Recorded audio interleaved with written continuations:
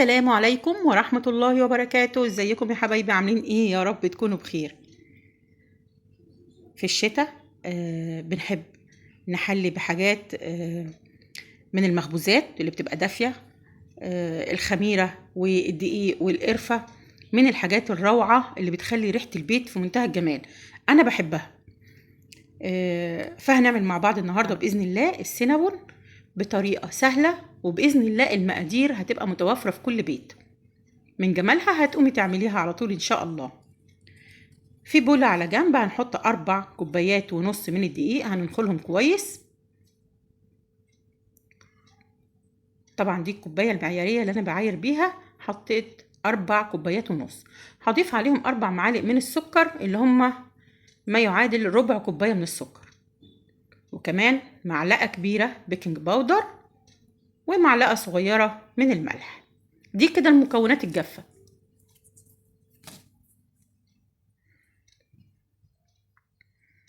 هنقلب المقادير دي كلها مع بعض وهنركنها على جنب لحد ما نحضر مع بعض المكونات السائلة.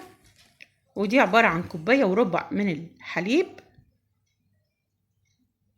هحط عليهم معلقة كبيرة خميرة فورية، وكمان معلقة كبيرة من السكر. هقلب الكلام ده كله مع بعض، وبعدين اضيف عليه ربع كوباية من الزيت وخلاص.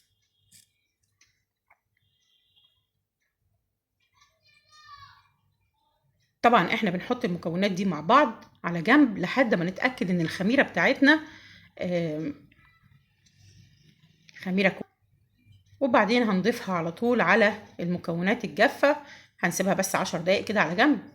شايفة الفقاقيع دي؟ معنى كده ان الخميرة بتاعتي شغالة. هنضيفها على المكونات الجافة وهنقلب كل الكلام ده مع بعض. طيب انا على جنب كده راكنة حوالي ربع كوباية من الحليب.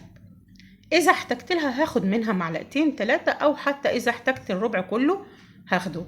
ما احتجتوش خلاص. يبقى ده كله بيتوقف على نوع الدقيق اللي انت بتستعمليه. الدقيق اللي انا بستخدمه دقيق متعدد الاستخدامات زي ما اتعودتي معايا في قلب القناة.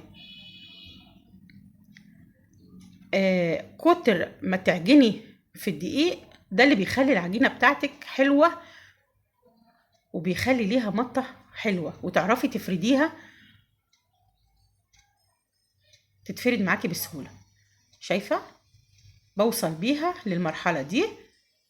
بعد كده هحط نقطتين بس زيت في قلب البولة، وهحط العجينة بتاعتي وهغطيها لحد ما تخمر معايا. طبعا احنا في الشتاء هتاخد معاكي حوالي ساعة، وهتخمر وهتبقى في منتهى الجمال.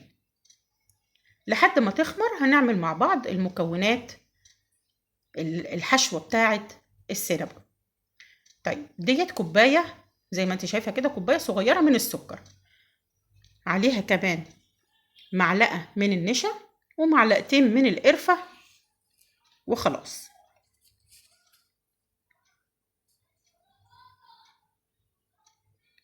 حطيت ربع معلقة بس من النشا. تمام، يبقى كوباية سكر وعليها معلقتين قرفة وربع معلقة من النشا، وأقلب الكلام ده على بعضه وهركنه على جنب لحد ما افرد العجينة بتاعتي ونبدأ نشتغل بيها. طيب العجينة بقى خمرت، وهنبدأ بقى نحط رشة كده من الدقيق ونحط العجينة بتاعتنا ونفرد فيها زي ما انت شايفة كده لحد ما اعملها مستطيل كبير.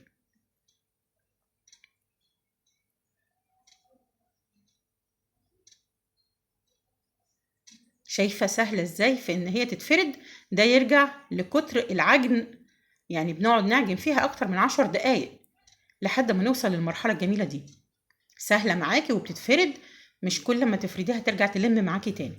هنفردها خالص، وبعدين هجيب 300 جرام من الزبدة وهبدأ افردهم اهو زي ما انت شايفة كده على وش العجينة كلها.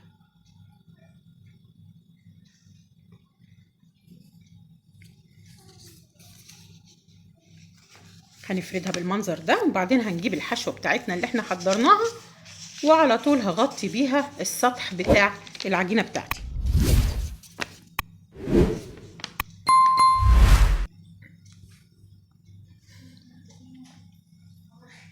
بعد ما اغطي السطح كله هحاول كده بالمردانه بس اثبتها بسيط مع الزبده علشان ما تخرجش من السينابون بعد ما اقطعها.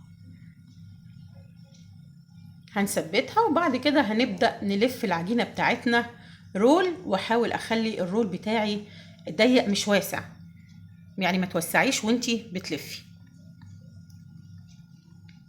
زي ما انت شايفة كده، بصي بلف ازاي.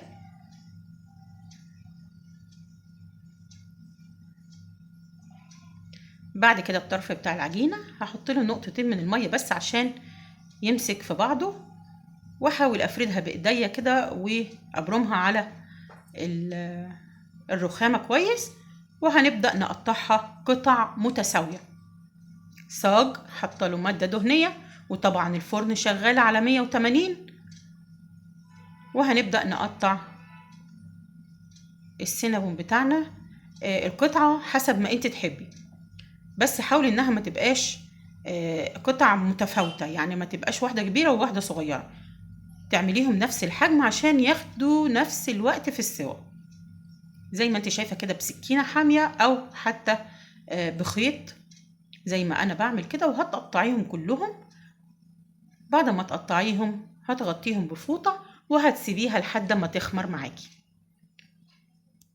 كده. هنغطيها، بصي كده تمام. دخلناها الفرن على 180 15 دقيقة، ما تكتريش عن كده علشان ما تنشفش منك.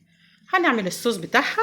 الصوص عبارة عن كوباية من السكر البودرة، وعليه تلت كوباية جبنة كريمي سادة، جبنة كريمي سادة ما فيهاش اي طعم.